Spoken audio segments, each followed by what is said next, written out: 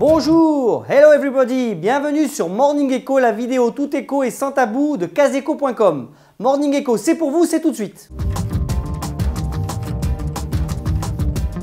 Le thème économique du jour est consacré à une étude du cabinet de conseil Laurent Berger avec un titre assez provocateur. Est-ce que le vieillissement de la population est le principal frein à la croissance économique?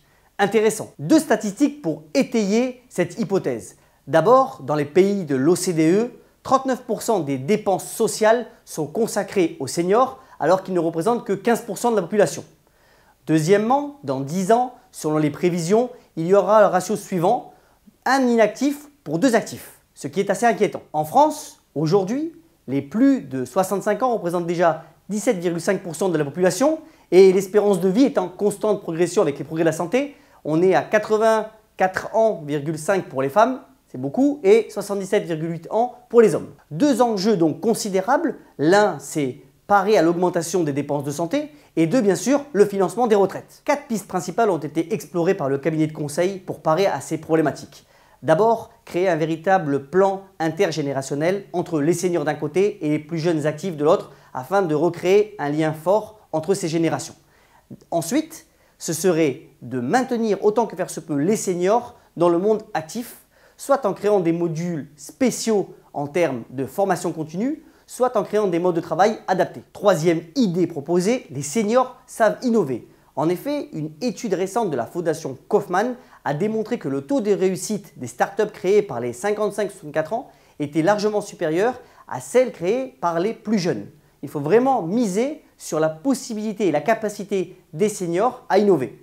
Enfin, dernier point très important, c'est travailler sur le marché des seniors. Et là, il y a deux pans extrêmement significatifs à exploiter. L'un, c'est que ce sont créés des produits financiers de crédit d'épargne adaptés aux seniors.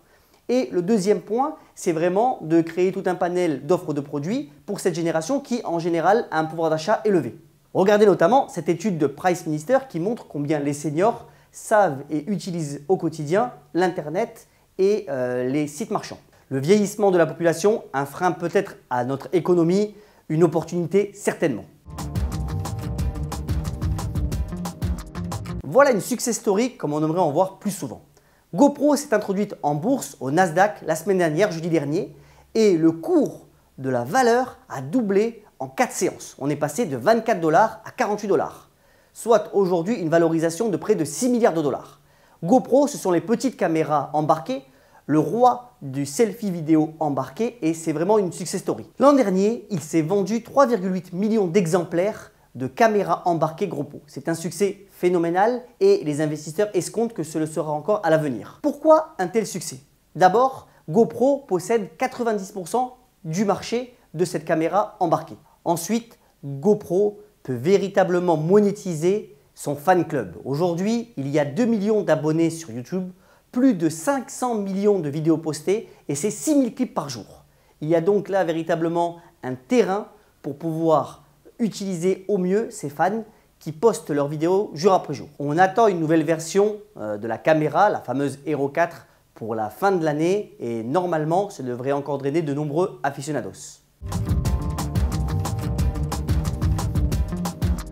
Voici une application qui est vraiment géniale pour vos vacances. C'est QuizUp. QuizUp, c'est le plus grand quiz du monde. C'est un quiz qui est présent aujourd'hui dans 105 pays et disponible enfin en France. L'intérêt de ce quiz géant, c'est qu'il permet de jouer sur différents thèmes et vous pouvez véritablement établir des défis avec des gens de la communauté. Aujourd'hui, ils sont 20 millions. Le principe est le suivant. Vous vous inscrivez très facilement sur QuizUp, vous définissez le thème où vous avez envie de faire un petit défi et vous jouez directement avec un joueur de QuizUp. Sur 5 questions, ensuite, vous voyez le vainqueur. Autre intérêt, par la suite, après avoir joué, vous pouvez chatter avec le joueur avec qui vous avez joué ou avec d'autres joueurs qui sont vos amis et qui se seraient inscrits sur QuizUp. QuizUp, c'est vraiment une application pour se détendre pendant vos semaines de vacances. Voilà, maintenant, on connaît les quarts de finalistes pour la Coupe du Monde. On voit l'équilibre entre 4 Sud-Américains et 4 Européens. Et voici une phrase intéressante de Confucius qui peut servir à l'équipe de France qui disait « La gloire, ce n'est pas de ne jamais tomber, mais de se relever à chaque chute. » À bientôt sur Morning Echo.